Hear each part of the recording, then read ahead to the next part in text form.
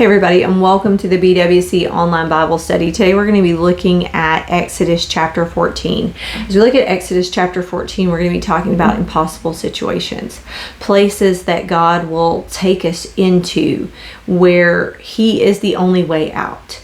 And we're going to see the power of God, and we're going to look at the hearts of the people, and we're just going to talk about that as we go along today. I don't know if you've ever been in an impossible situation and you know that God brought you there, that you are following Him and you are doing what He's telling you to do, and step by step you're being obedient to Him, and then you find yourself in what looks like the middle of an impossible situation, and how it is that we need to turn our hearts toward God in the middle of the impossible situation and understand that He is who He says He is. And when you walk out of that impossible situation unsinged, then not only just you are going to know the power of God, but the people around you as well. And so we're going to talk about that as we go along. Exodus chapter 14. It says, "Then the Lord gave these instructions to Moses. Order the Israelites to turn back and camp at Pi-hahiroth between Migdal and the sea. Camp along the seashore and across from Baal-zephon. And then the Pharaoh will think the Israelites are confused and they are trapped in the wilderness. Once again, I will harden the Pharaoh's heart, and he will chase after you. I have planned this in order to display my glory through the Pharaoh and his whole army. After this, the Egyptians will know that I am the Lord." And so the Israelites camped there as they were told. So the Israelites had been held captives as slaves. They had been kept in slavery, and God was in the middle of delivering them. He was in the middle of removing them from this oppressive, evil ruler who had kept an entire nation as slaves for himself, out of fear, out of just the rebelliousness in his heart. And God had attempted to show him that He is who He says He is, but the Pharaoh over and over again proved that he didn't care, that he had a rebellious and evil spirit that was only set on himself. And he didn't care about the lives of the people of Egypt. He didn't care about the lives of the children of God. He was simply following his own rebellious and self-indulgent heart.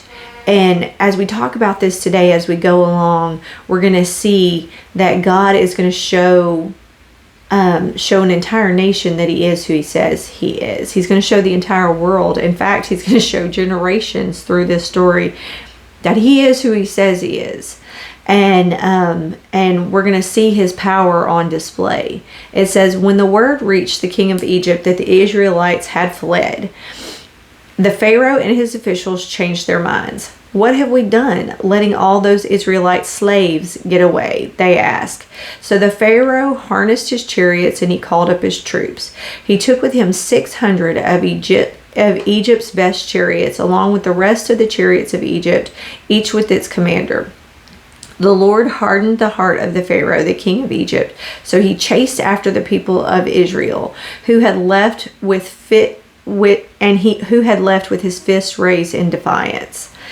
The Egyptians chased after them with the forces of the Pharaoh's army, and all of his horses and chariots and charioteers and his troops. And the Egyptians caught up with the people of Israel as they were camped beside the shore of Pi-hahiroth across from Baal-zephon. So the Pharaoh, after all the plagues of Egypt, after God has poured out this judgment on them, he hardens his heart again, and then God lets him fall into that. Like, He lets him fall into the pit of the hardness of his heart and does not deliver him from that. He falls into this just demanding that the people of Israel continue to be his slaves, and he chases after them. And it says, as the Pharaoh approached the and before, like, if you'll remember back, I don't know if you've been following along with Bible study or not, but there came a point where the Pharaoh actually repents of his sin. Like, well, I don't want to say repent, because he does not turn away from the sin, but he acknowledges the fact that he knows that God is who he says he is, and he acknowledges the fact that he has sinned against him. But he doesn't turn his heart toward God. He simply wants himself out of the unfortunate circumstance that he's found himself in. And so he's not having a repentant heart here. He is uncomfortable with the consequences. And so now we see, the true colors coming back out again. It says, as Pharaoh approached, the people of Israel looked up and they panicked. They saw the Egyptians overtaking them, and they cried out to the Lord. And they said to Moses, why did you bring us out here to the wilderness? Weren't there enough graves in Egypt? What have you done to us? Why did you make us leave Egypt? Didn't we tell you this would happen while we were still in Egypt? He said, leave us alone. Let us be slaves to the Egyptians. It's better to be a slave in Egypt than a corpse in the wilderness. So the people are looking at the situation and they get scared, because they are looking at the circumstances, and the situation is literally impossible. There is nowhere for them to run. There is nowhere for them to hide. They can't take their belongings and try to swim across the sea. They can't get away from the enemy that is headed right toward them. And they have been so caught up in slavery for so long that they are like, it would just be easier to stay a slave than it would be to be set free. I want you to think about that for just a minute. There are times when God is calling us out of slavery. He is there trying to help us and deliver us from a situation, but it feels so impossible. How can we do this? We cannot discount the power of God in these situations in our life. If God is trying to lead you out of slavery and lead you into freedom in Christ, slavery from sin, slavery from sickness, slavery from whatever it is that you've got, a spirit of fear, maybe slavery from anxiety, He's trying to lead you out of that. It doesn't mean it's going to be easy. It doesn't mean it's going to be simple. It doesn't mean that it's not going to be scary. But we cannot forget who God is. Over and over again in this time period where God has been using Moses to try to release the people from the slavery, God has showed his power over and over again. And just like the Pharaoh here, sort of, they are, when they're in the middle of the deliverance, they're walking in the power of God. But as soon as the next problem arises, as soon as the next situation, the next battle comes up, they start to fear and they want to run back. And so I want to read a couple of scriptures to you, and I want you to just think about it. We're going to start with Isaiah 46:11. I have spoken it, I will also bring it to pass. I have purposed it, and I will also do it. God will do what he says he's going to do. Now, he's not going to do things that he didn't say, but if he's leading you to a place, if he's leading you to a place of deliverance, maybe he's leading you to the next level in your relationship with him. Maybe he's leading you to have trust and faith in him and to step out of the boat and onto the water with him. You have to remember that if he's leading you there, then he's going to take care of all of the details. Psalm 37:5 tells us, commit your way unto the Lord, and to trust also in him, and he will bring it to pass. If he is the one who has shown you the way, then you put your faith and your trust in him, and you let him handle the situation. The Israelites are looking at a truly terrifying situation. It's either drown or be slaughtered, and they are discounting the power of God in the middle of this. Proverbs 3:5-6 tells us to trust in the Lord with all our hearts and to lean not on our own understanding. In all of our ways, we are to acknowledge him, and he will direct our paths. He led them here. He's got them in this moment, even though they feel the fear, even though they feel afraid.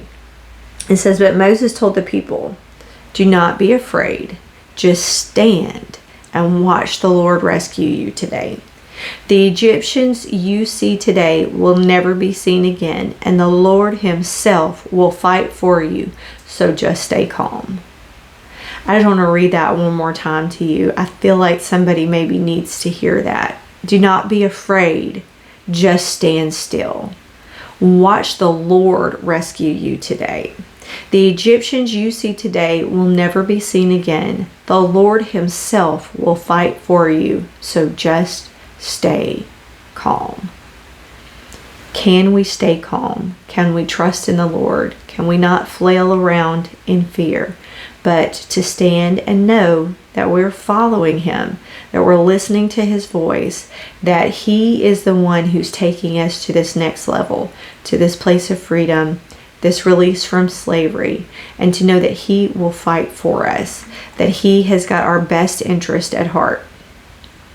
It says, then the Lord said to Moses, why are you crying out to me? Tell the people to get moving. Okay, so they're standing there, and he is reassuring them that he has heard from the Lord and that God is with them. As a leader, he is bringing a calm and a peace to the people. And it says, and then the Lord said to Moses, why are you crying out to me? He already heard from God. Why are you calling out? Because I've already told you that I'm in the middle of this. Tell the people to get moving. Pick up your staff and raise your hand over the sea. Divide the water so the Israelites can walk through the middle of the sea on dry ground. And I will harden the hearts of the Egyptians so they will charge the Israelites. My great glory will be displayed through the Pharaoh and his troops and his chariots and his charioteers. When my glory is displayed through them, all of Egypt will see my glory and know that I am the Lord. Then the angel of God who had been leading the people of Israel moved to the rear of the camp, and the pillar of cloud also moved from them and stood behind them. The cloud settled between the Egyptian and the Israelite camps as darkness fell, and the cloud turned to fire. Lightning came up the night, or lighting up the night. But then the Egyptians and the Israelites did not approach. But the Egyptians and the Israelites did not approach each other all night. So God stood in the gap. God is going to deliver them. He's showing them, he's protecting them. He had been in front of them, but now he's getting in the rear and he's protecting them from the forces that are trying to come as he delivers them out front. And it says, then Moses, here he is again, God's telling him, do this impossible thing. And Moses believes that God is who he says he is, so he stretches out his hand to do what God has asked him to do, even though it looks impossible. He's trusting the Lord. Then Moses raises his hand over the sea, and the Lord opened up a path through the water with a strong east wind. The wind blew all night, and then turning the seabed into dry land. So the people of Israel walked through the middle of the sea on dry ground with walls of water on each side. This impossible situation that looked like it was going to end in death, God makes a way where there is no way. Then the Egyptians and the Pharaoh's horses and the chariots and the charioteers chased them into the middle of the sea. But before dawn, the Lord looked down on the Egyptian army from the pillar of fire and cloud, and he threw their forces into total confusion.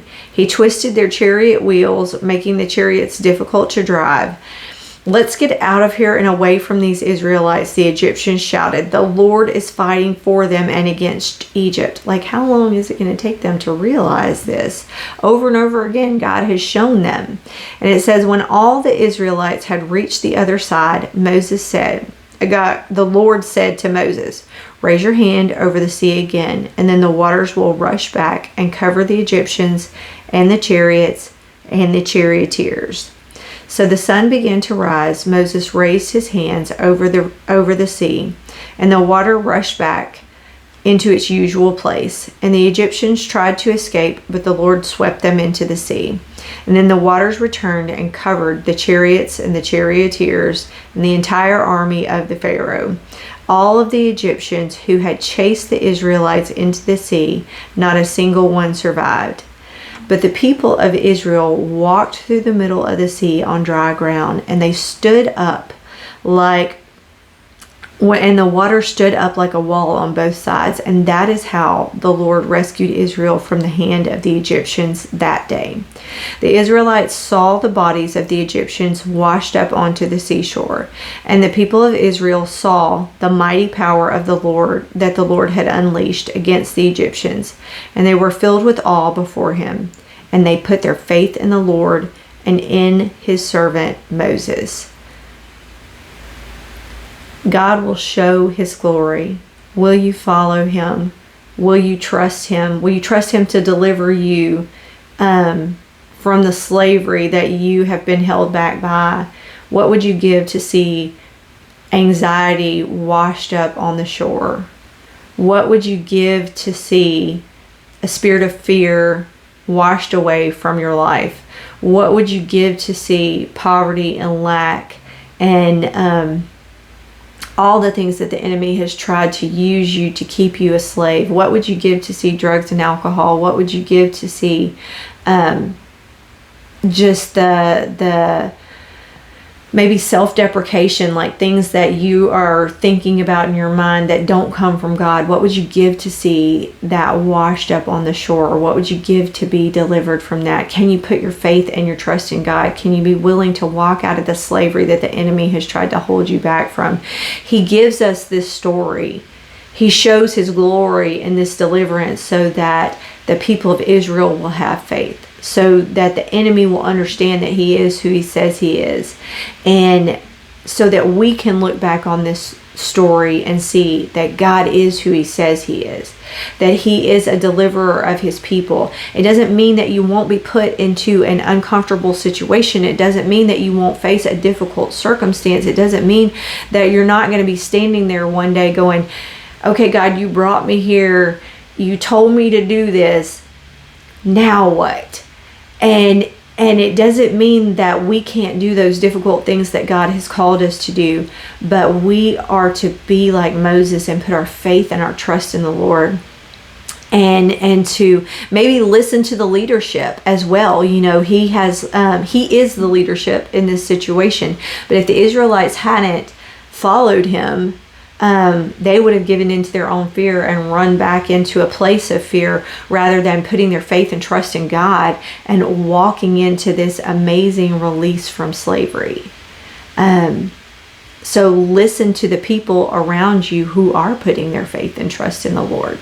Listen to maybe the leadership over you that is taking the time to hear from God and being willing to soak that in. You know, it's like the heart of a pastor should be to seek God on behalf of the people, and then bring what he has said to them, not your own thoughts, not your own wants, your own desires, but what did God say, and to bring that to the people. There's so many lessons that we can walk away from this story with. Trust in God's power. That's what I want to leave you guys with today. Can we trust in the power of God when the situations look impossible? Can we listen to the people who are stepping out in faith? And if you are the leader, you know, to make sure that you are letting the people know what God has said. Not your own thoughts, not your own wants, not your own desires, but what has God said? And step forward into that. So that was a lot to take in today, but I feel like that was really good. I feel like I could feel the Spirit of God on that message today, on that word, that somebody really needs to hear that. So I'm glad to be able to bring this word to you today, and I will catch you guys back again next week in Exodus chapter 15. You guys be blessed. Have a really great day.